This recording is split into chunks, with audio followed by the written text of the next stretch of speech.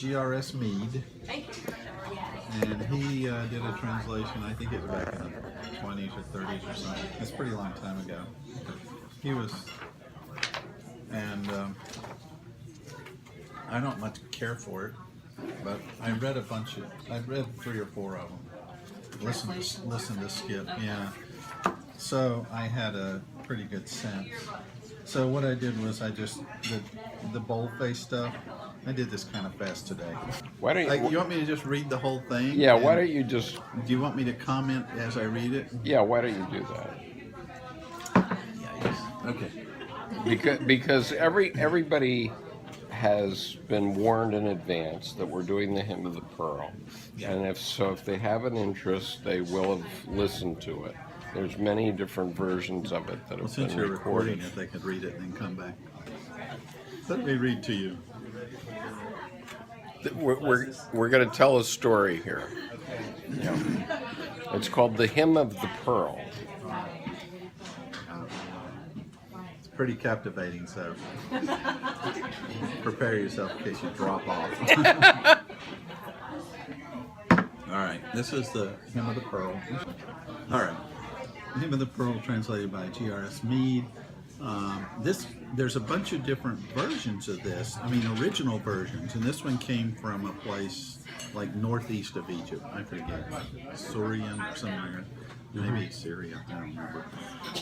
By tradition, I think the place is Egypt, but Robert Bly said Egypt means this world.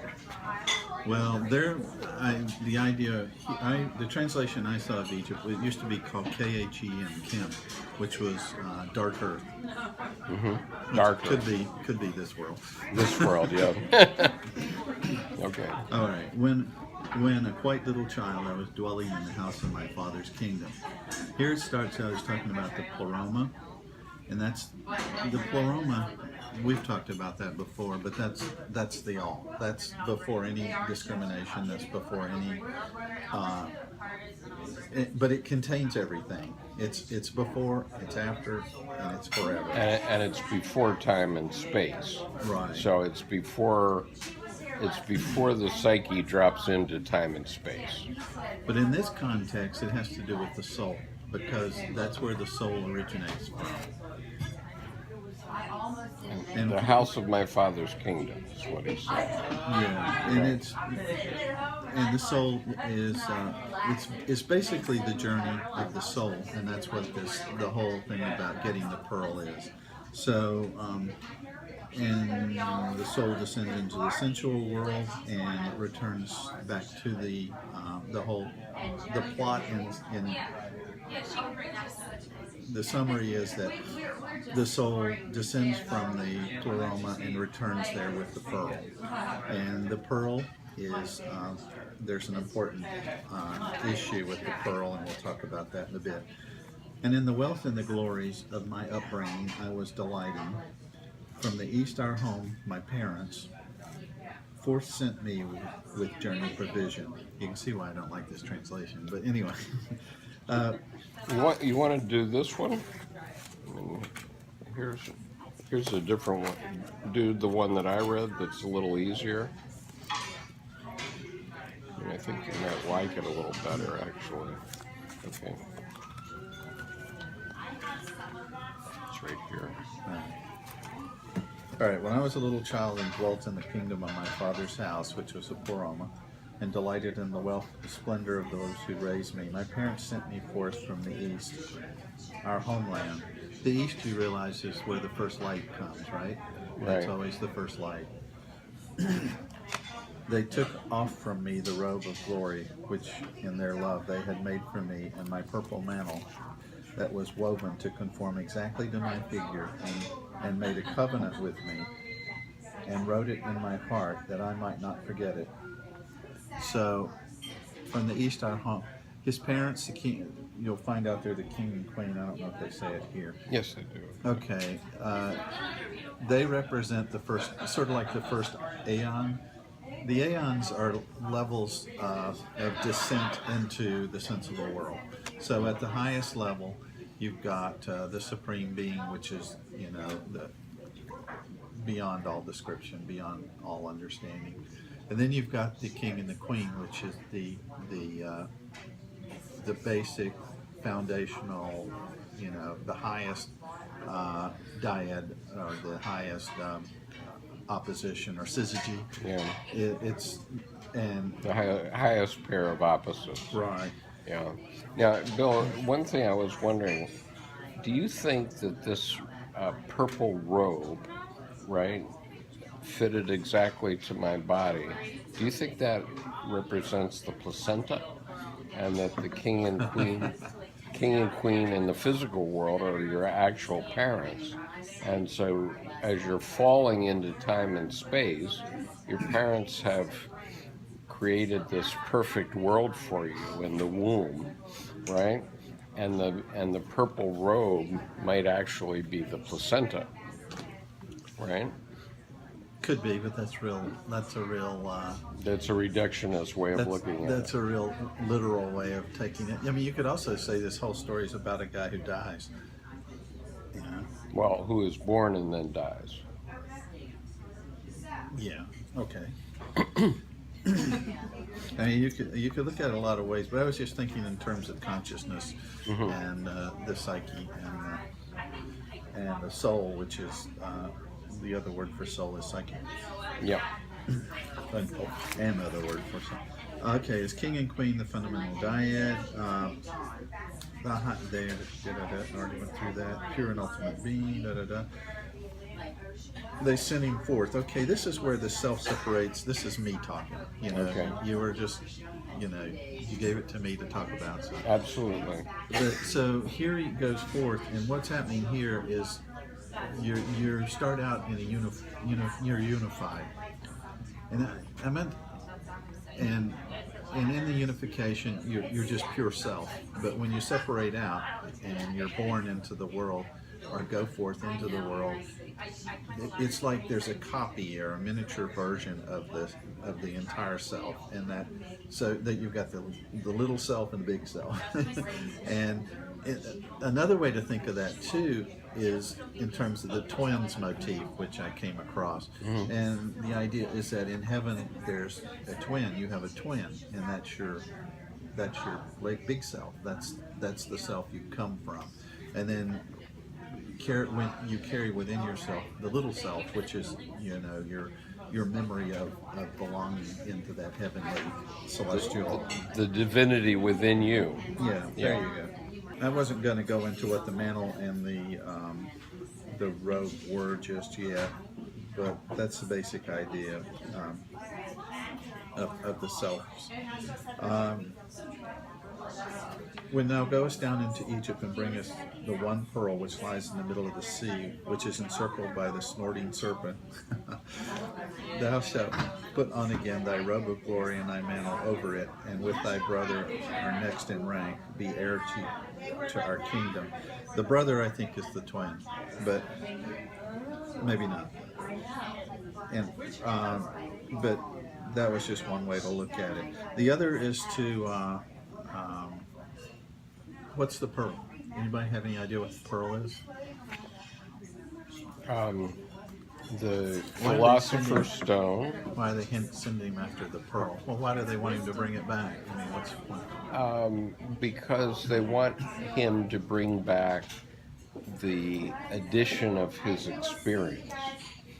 I remember in some of the earlier Jungian stories about Jung's life itself, it was like he was telling one story about his dead parents who he met in dreams, and they wanted him to tell them what's going on in the physical world because they don't know.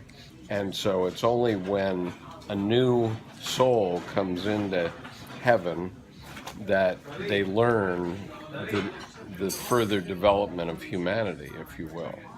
And that's the way he's talking about like there. News of England in colonial times? Pardon? Like News of England in colonial times? Yeah.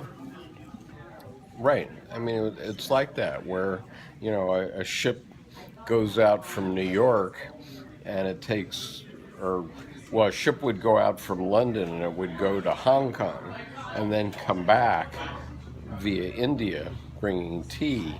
But from Hong Kong, it would be bringing opium, right? But it would take a year. And I don't know if you read this book, Taipan. Did you read Taipan?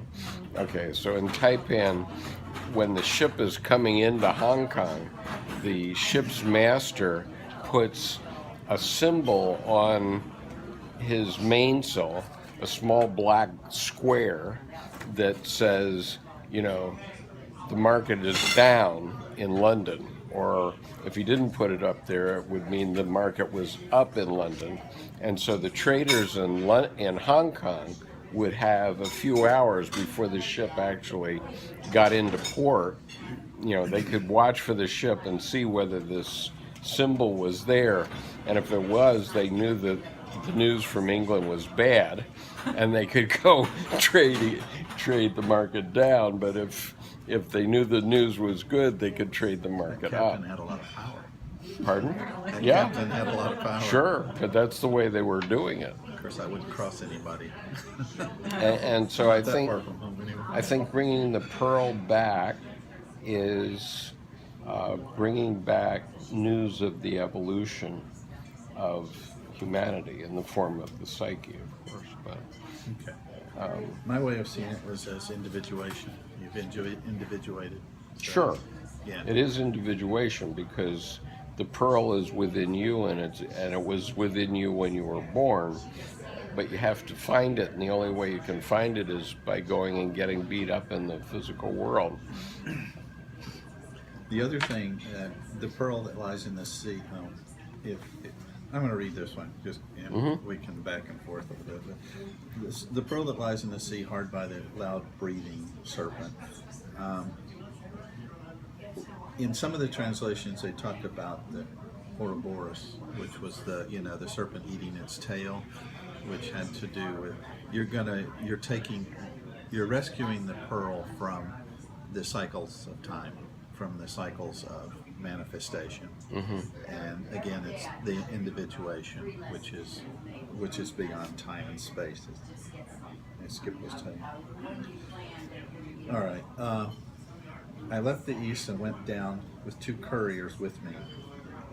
So the couriers to me struck me as dualities, but these are the dualities coming from on high. So it's sort of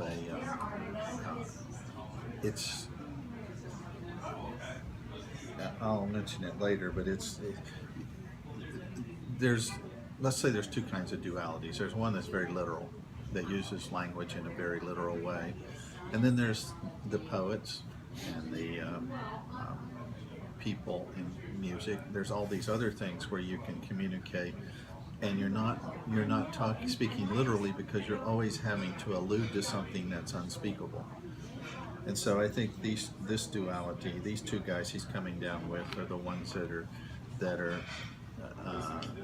alluding to things, that are bringing him down with sort of teaching him how to bring the wisdom down with him in language. Or it's like, I traverse the borders of Maish.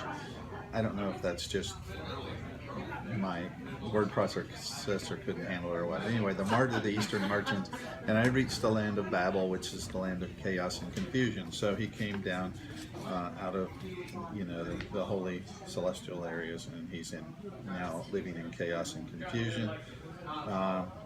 The further he went into Egypt, and from me parted my escorts, he lost some of his clarity of mind, is the way I saw it. Straight away I went to the serpent, near to his lodging I settled to take away my pearl. While he should sleep and should slumber, lone was I there, yea, all lonely, to my fellow lodgers a stranger. However I saw there a noble, from out of the dawn land my kinsman, a young man fair and well-favored, son of grandees. He came and he joined me. I made him my chosen companion, a comrade, for sharing my wares with. He warned, I didn't practice this at all. He warned me against the Egyptians, against mixing with the unclean ones, for I had clothed me as they were. Here he immerses himself in the ways of the others and begins to forget who he is. I had come from afar to take off the pearl and so rouse the serpent against me. The serpent represents all the ways of the others, and I talked about that, the culture, habits, fashions, the cycle of time, and so forth. But from some... Bill, you have to speak up and speak more clearly. You can't just mumble through this. Well, I didn't want to read all this, but okay. No, but Okay. But the significance is that when he's born into the area of time and space, he forgets that he's from the Pleroma, right? Yes. And he ends up living in the average world, as we all do, right? And it's only later in life, in after your midlife crisis, that you start to say, well, wait a minute, this isn't really me. You know, I mean, you can hang out with the guys at the bar for just so long before it gets old, right? And then you have to say, well, okay, but what am I about, right? So these old distractions that Right, and lots of people never individuate entirely, right? I mean, Jung's point is that you're going to individuate one way or another, okay? Either you're going to do it consciously or you're going to do it unconsciously. If you do it unconsciously, as most people do, then you will call your life fate. You will call it fate. But if you do it consciously, at least you have some control of it. And he says then you can walk in standing up instead of after the world has beaten you down, right? At least. But the thing about doing it consciously is it has meaning. It has meaning, and the point is that all of Jungian psychology is about meaning and how to find meaning in your life, because you have to have meaning in your life. If you don't have meaning in your life, then why do it, right? And Okay. so I'm going to start reading again, and then I'm go going ahead. Meaning is a big issue for me down here later on. So Okay, you'll see. yeah, go on. But from some occasion or other, they learned I was not of their country. With their wiles, they made my acquaintance. Yea, they gave me their victuals to eat. I forgot that I was a king's son and became a slave to their king. I forgot all concerning the pearl for which my parents had sent me, and from the weight of their victuals I sank down into a deep sleep. And so they found out who he was, and I'm not sure what the significance of that is, but once he started eating their foods, he became part of their world, enslaved to their king, which is a slave to the senses and the material world and all of that. And he's, like Skip said, he'd forgotten about what his parents had sent him for, which was to get the pearl.